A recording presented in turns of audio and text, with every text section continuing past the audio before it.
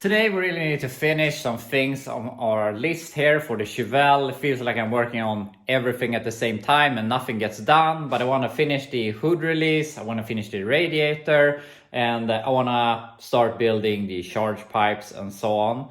And we might start looking into the fuel system, because I realized that I had this stuff laying around. This is from the van that I bought with the small block that was a bit weird, but there was a lot of AM stuff on that thing, and this is the size I was missing. So I think that we will be able to do some sort of fuel system, and then in the future, when we get the tank in place, then we can do our permanent fuel system. So yeah, we'll get to that. But for now, I'm just gonna bite the bullet and fix this stupid hood latch. So that's done, because then I can weld all of the intercooler mounts and start drilling the holes, and we will make two things in one, basically, hood release and intercooler. So let's fix this. Step one here, I have reinforced this hook here, so you can see it goes like an S now. So I have also given it some more space, so this works great, shouldn't be any issue. So I'm gonna do some more tidy work to it, obviously, but we know that we have the general shape.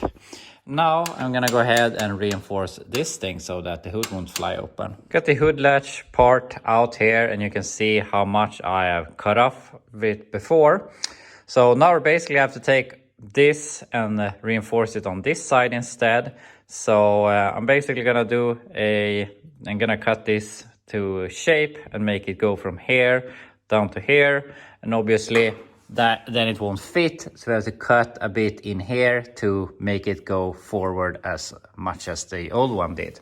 So yeah, I think this is gonna be pretty easy. I've been working here on the hood release, and I gotta say I was so in the moment that I forgot to get back to you.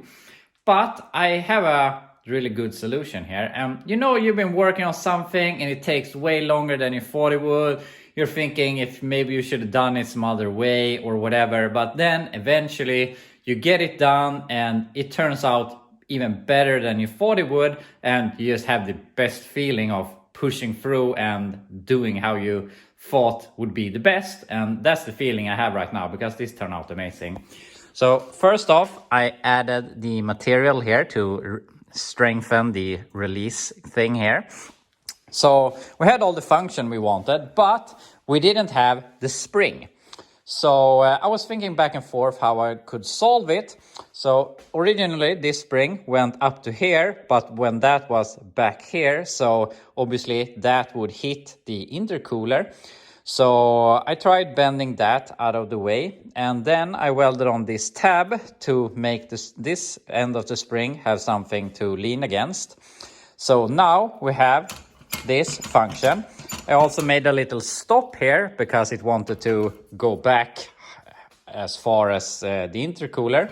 So now we have this function, and also this thing is supposed to have a separate spring that I have here. But when I bent this over, I didn't even think of it, but now it catches that thing. So it works both ways, and I mean, it can go individually also. So yeah, it just turned out amazing. The only thing I have to do is I have to cut this end a bit or fold it over or something, because it's gonna poke the intercooler as it is right now.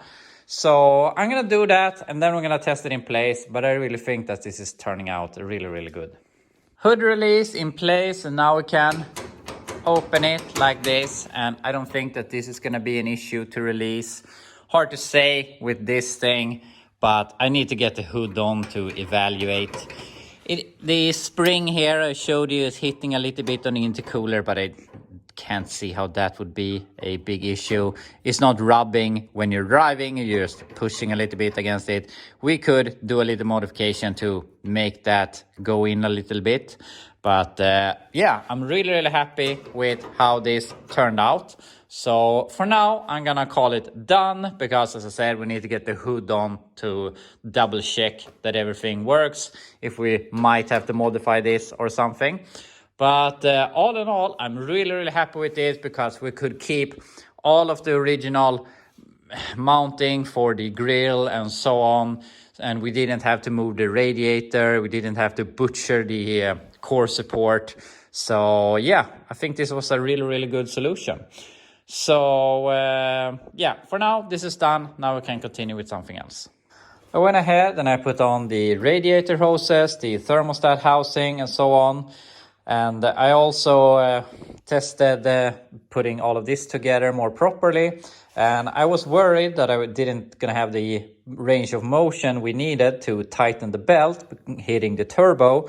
But I don't think that's gonna be an issue. And also, if we look at our charge pipe, it's gonna be something here. So I think it will be easier to build that if we clock the turbo a bit. So that's gonna give us even more space. So I don't think that's gonna be an issue.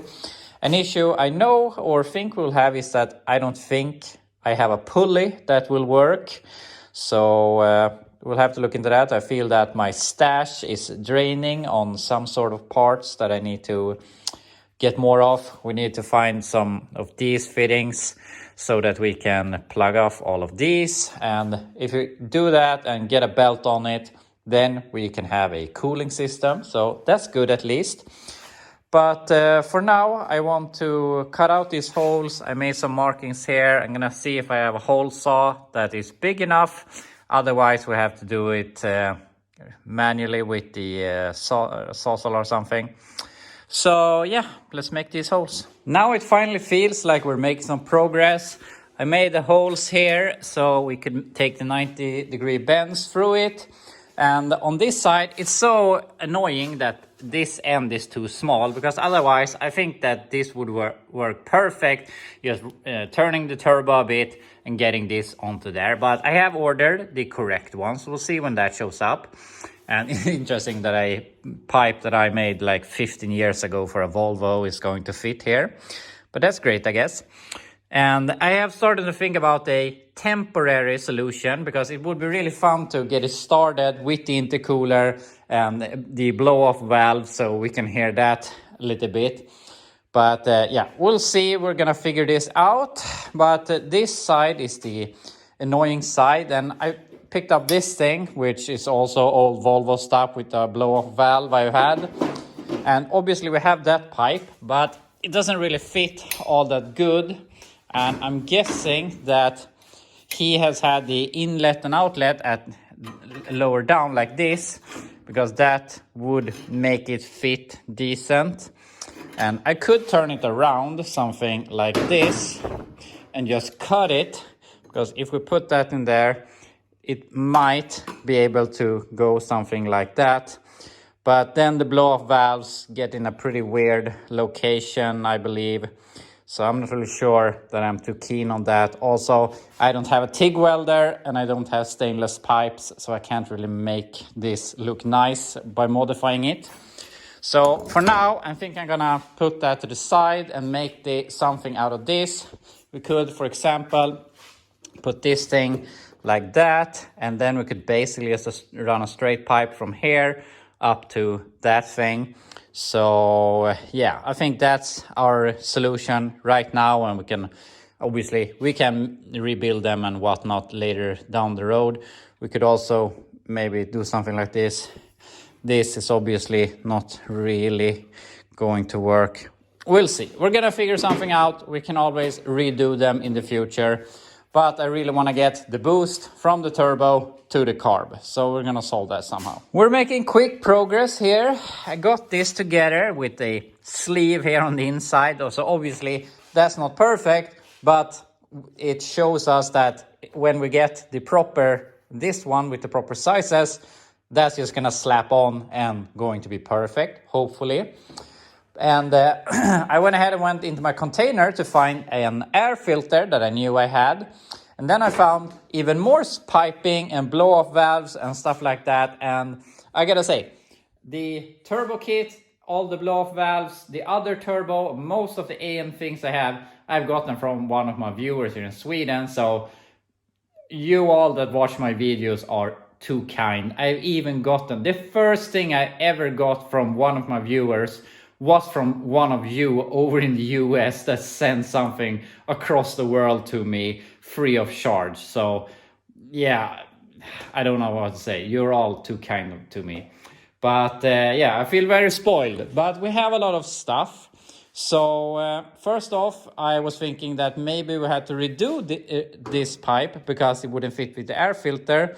But I think if we just take a, what is that, 60-degree or something, that's gonna work just fine. I was thinking maybe getting it out of the way a little bit, but since we'll be running without inner fenders in the beginning, maybe it's good to have it a little more up here, out of the way. And obviously we have these pipings, and I found this aluminum pipe, and I've been thinking here a bit, and it's not perfect, but I think if we cut this, we could get it together with this thing. And it's obviously not gonna be all that nice looking, but I don't know how all of this is going to go. Obviously we need to have inner fenders later on, and maybe we remember something that we need to put on that will interfere with the pipes, like I was thinking about the air filter, and maybe something here we want to reroute. So for now I just want air going from there to there, and eventually we can make nice pipes. So that's my plan. I just want to get it together, and as I said, I wasn't planning on doing all that much work to this at the moment, because I want to do something else, and I think you want to watch something else. So for now we're just going to do the easiest way possible. Get the turbo, the pressurized air to the carb, fix the fuel system so that can handle the boost, and fix brakes basically. So yeah, simple as possible. I managed to get it together. Obviously it doesn't look all that good, but we can redo it in the future. So now I'm gonna hook this to the side, because there's gonna be a bunch of different debris in this system. Gonna start it, try and blow all of that out, and then we can put it together, hook up the blow-off valve to the carb, and maybe we can hear that thing.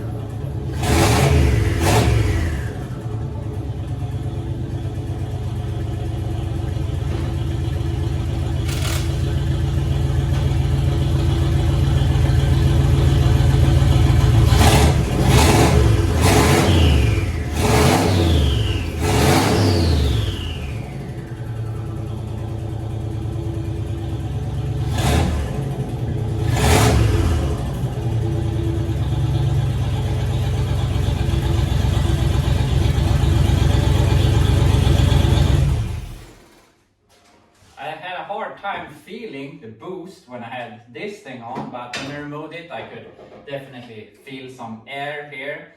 I would think that there would be more coming, but I'm guessing the turbo is pretty big, so it needs some RPM to start building boost. So hopefully we have cleared out some debris. So now we can hook this together, hook up the blow-off valve, and see what happens, and then we can look into the fuel system.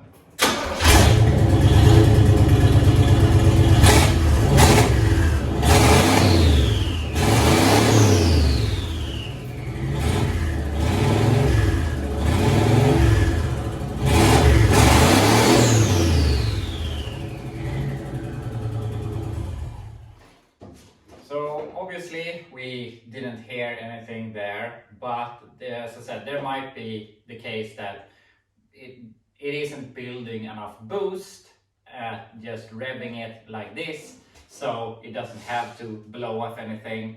My experience is with like Volvo turbos, where you have a really small turbo that spools really quickly, and you basically just touch the throttle, and if you have an open blow-off valve like this, it sounds all the time. So I'm not really sure, but also I would say the engine runs like crap. It feels like one or more cylinders are not with us anymore.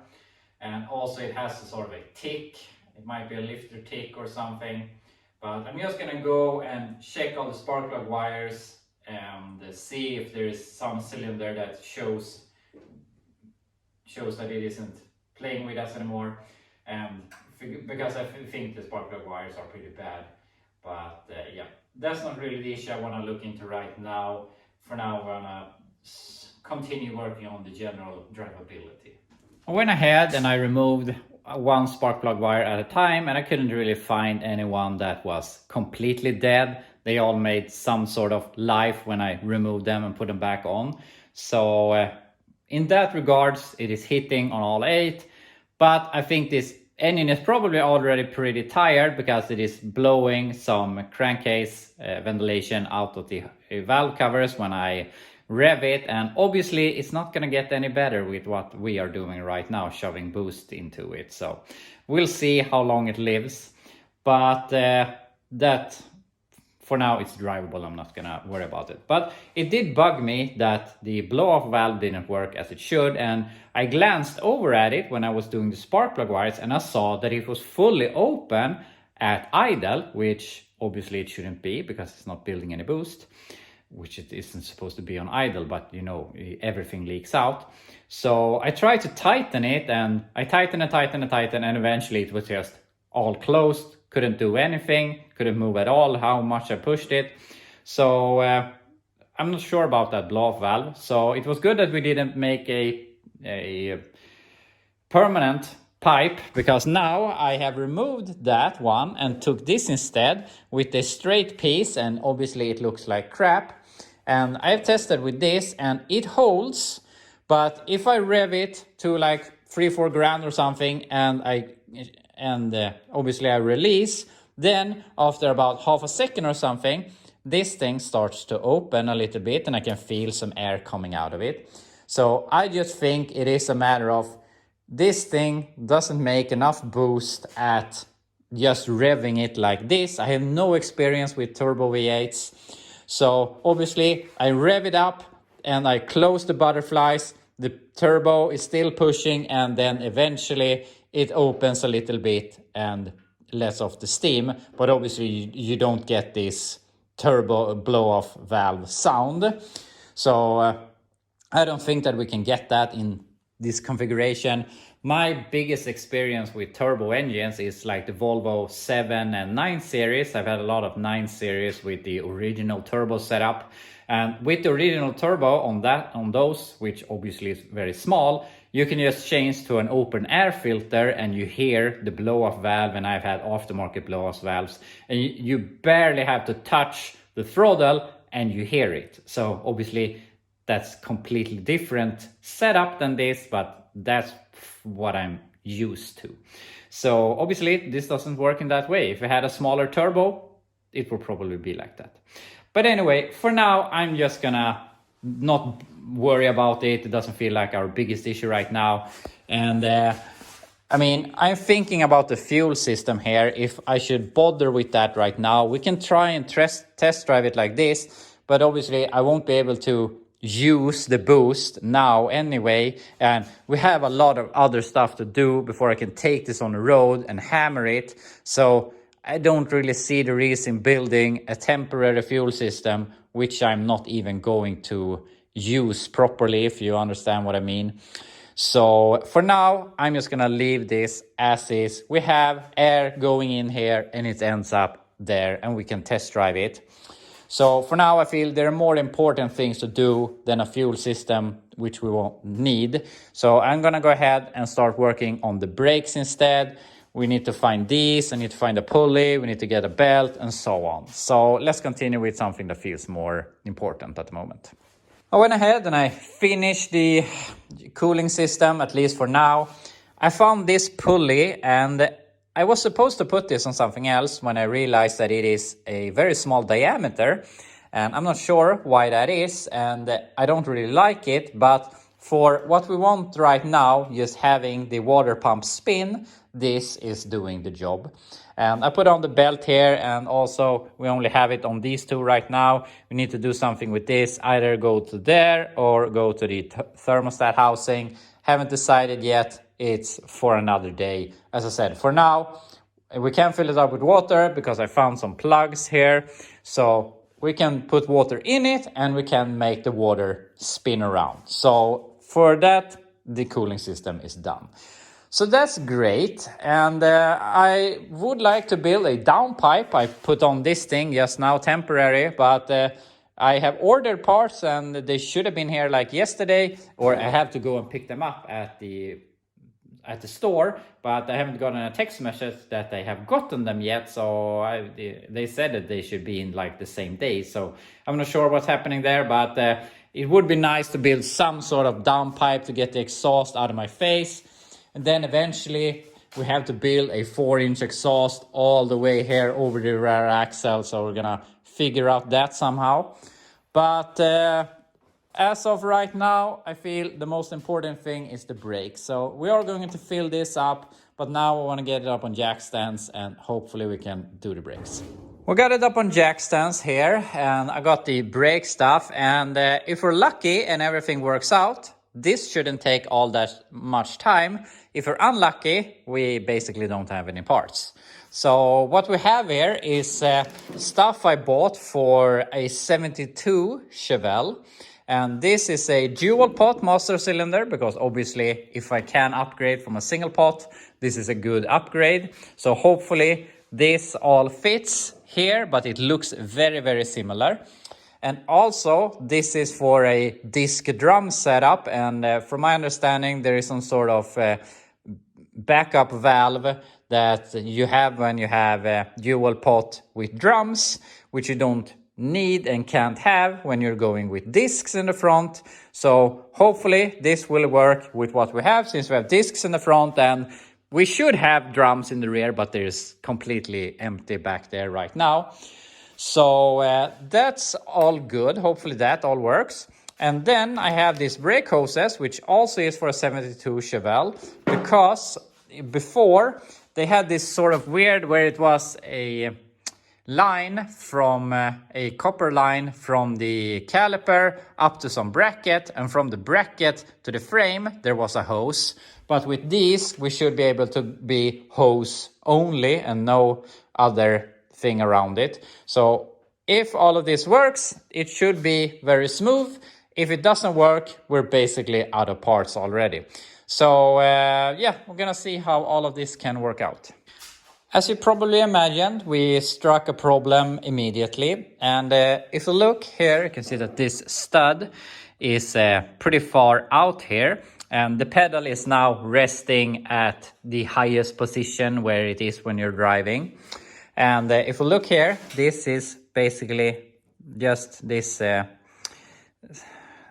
lowering, what can I call it? We have this where it's supposed to center. But on this thing, it is very, very deep. So obviously, if I just take this, it fits and everything. But if I push it on, we're pushing the pedal. So we're never going to get the brakes to work as they should. So I Googled some pictures on a booster for a 72 Chevelle. And this thing ends basically here on that thing. And I can't see any reason why we shouldn't be able to shorten this.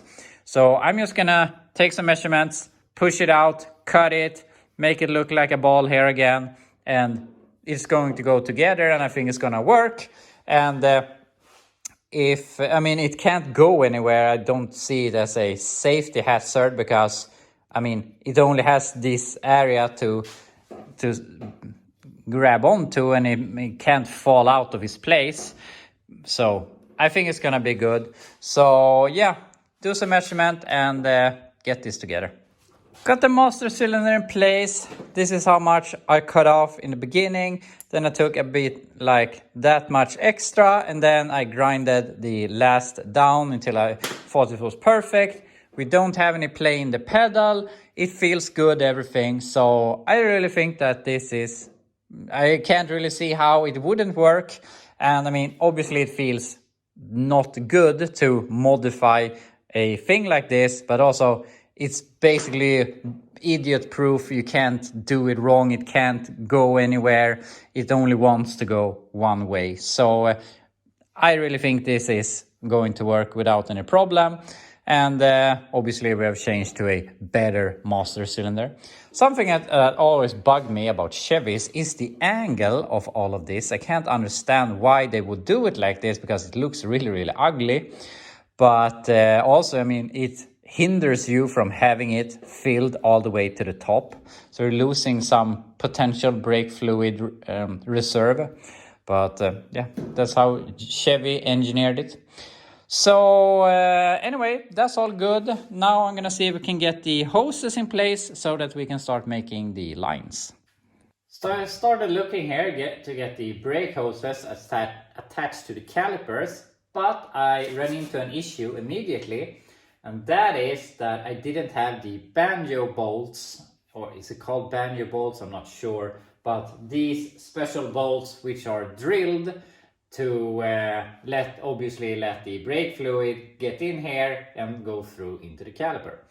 So I didn't have them, so I went through my all my brake stuff and I found 2 of them. Great, fantastic, we can put them in place. And I couldn't get them to thread in, so I started looking, and these are UNF, and it looks like it was UNC in the caliper, which is fine, and the coarse thread. So that was weird. So I was looking back and forth, and I don't know anything about these brakes because I sold a 65 two-door hardtop body to Norway last year, and in that deal he gave me a disc brake setup, which is these parts, and as I said, I don't know anything about them. And obviously they are a bit more modern caliper, because in 65 I don't even think that caliper disc brakes was a option. I think 66 or 67 was the first year. So obviously this is not original in that sense.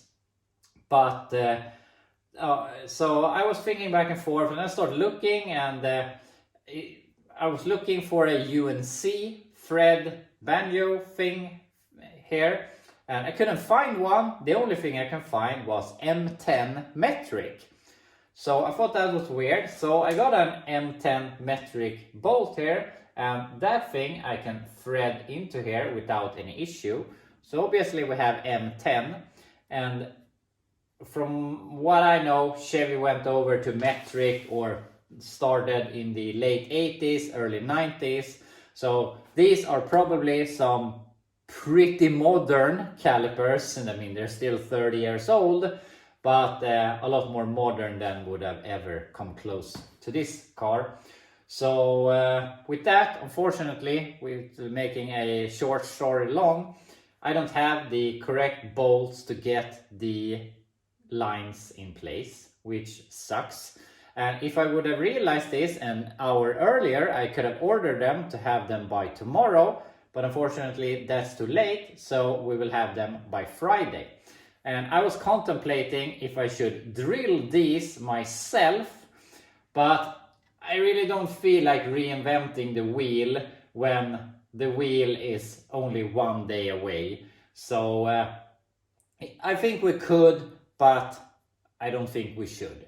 So I was hoping to get the brakes done here today, but unfortunately that's not going to happen. So I'm just gonna go ahead, order them, and then on Friday we hopefully can get this together. We could use these to get the brake lines in place so that we can make everything, and then we only have to change out these. That might be an idea. So I think we'll go with that, and yeah, just do what we can. It's pretty ironic how I said that if everything goes smoothly, we could have brakes here today, and every single step of these brakes have been fighting me in one way or the other. So now I have gotten these brackets on here, and I got the brake hoses in place on both sides.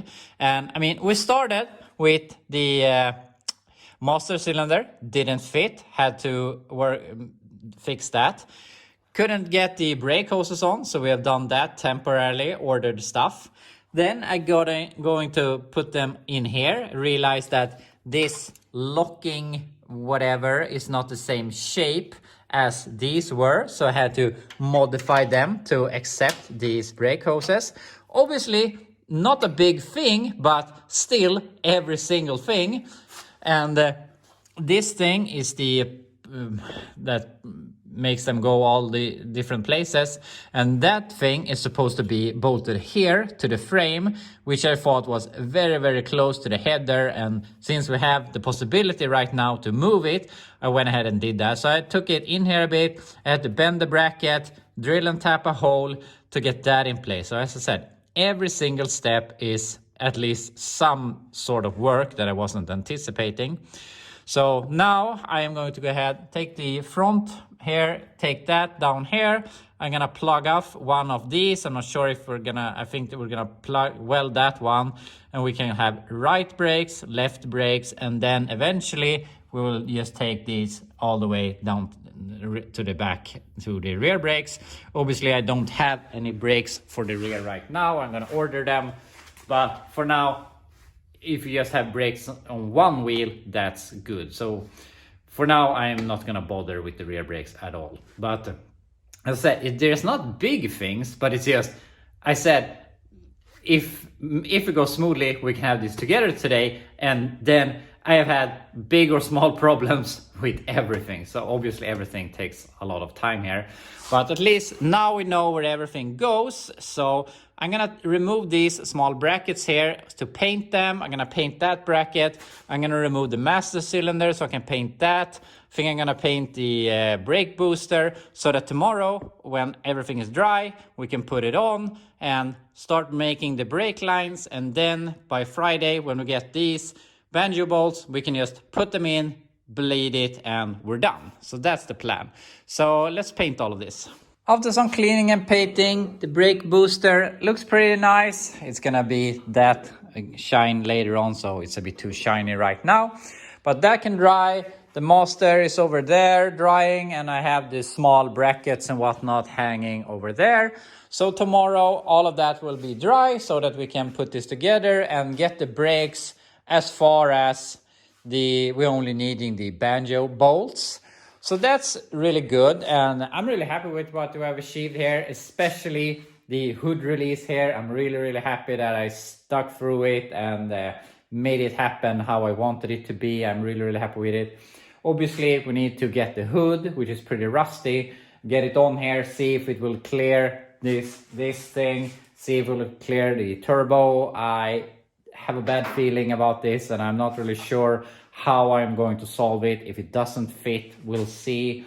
But if we can get the hood on, get the brakes working, we're gonna fill up the radiator, then there's not all that much left that I want to do before we drive this thing out of here, take a break, and do something else for a little while, probably the El Camino. I want to do some sort of temporary roof or some structure at least, so I can put a tarp over it, since now I've done so much work to it. I care about it. Before it didn't really matter, but now I want to cover it as much as possible so it doesn't start rusting and getting all wet and stuff like that. So we'll see how we fix that. But anyway, thank you so much for joining me here today, and I'll be back to you tomorrow.